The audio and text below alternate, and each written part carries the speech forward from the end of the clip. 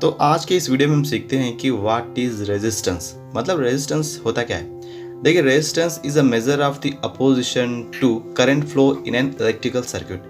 यानी कि electric circuit में जब करंट बहता है, यानी कि जो विद्युत शक्ति, विद्युत धारा बहती है, तो उसको अपोज करने के लिए, उसको जो रोकने की जो क्षमता है, रोकने की जो बात चलती है, तो रुकावट को हम कहते हैं कि ओम्स, यानी कि रजिस्टर। रजिस्टर मतलब रुकावट को हम उसको कहते हैं रजिस्टर। ठीक है, तो उसका जो ऐसा यूनिट है वो है यहाँ पे जो लिखा हुआ है ओम्स। ठीक है, ओम्स का जो सिंबल है इस तरह होता है।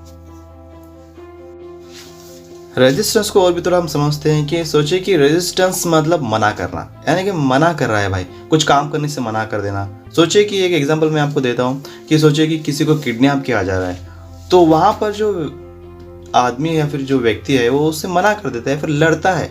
ये जो मना करने का एक तरीका होता है, इसको हम कहते हैं रेजिस्ट, यानी कि रेजिस्टेंस।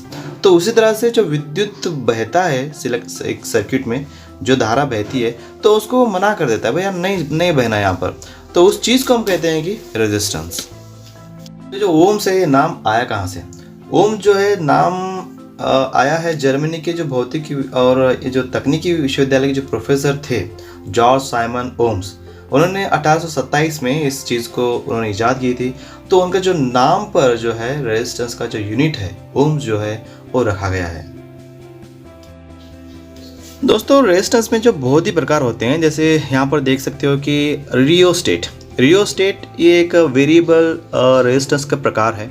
यहाँ पर आप देख सकते हो कि इसमें जो है इस तरह का वेरिएबल रेजिस्टेंस होता है, और यहाँ पर एक स्लाइडिंग करने के लिए एक चीज़ होती है।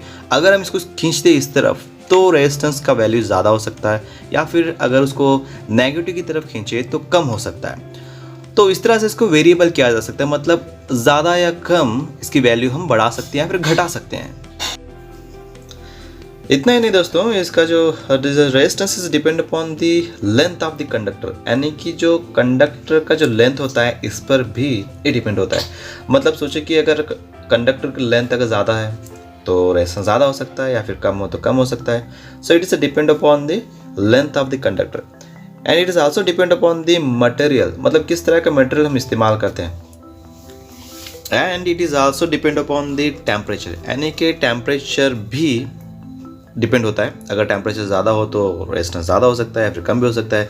कई रेजिस्टेंस ऐसे होते हैं जो कि टेम्परेचर पर डिपेंड होते हैं, टेम्परेचर कोएफिशिएंट कह सकते हैं। और कई रेजिस्टेंस ऐसे भी होते हैं जैसे कि जर्मन सिल्वर, ठीक है, जर्मन सिल्वर या फिर यूरेका, ठीक है, और यही नहीं, मैग्नीन भी, ऐसे कई रेजिस्टर है जो कि टेम्परेचर को कोई भी उनसे लेना देना नहीं, मतलब ऑल टेम्परेचर में वो कांस्टेंट रेजिस्टेंस देते हैं। ठीक है, ऐसे भी कई रेजिस्टर होते हैं।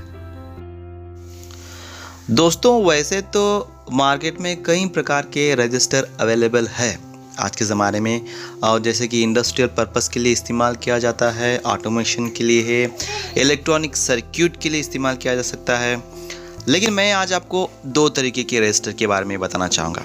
एक तो है फिक्स्ड वैल्यू रजिस्टर, दूसरा है वेरिएबल वैल्यू रजिस्टर।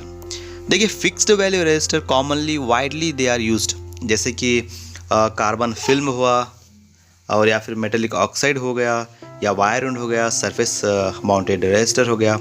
इनमें से दो, जैसे कि कार्बन फिल्म और मेटेलिक ऑक्साइड फिल्म के जो रजिस्टर है, ये कॉमनली इस्तेमाल किया जाता है।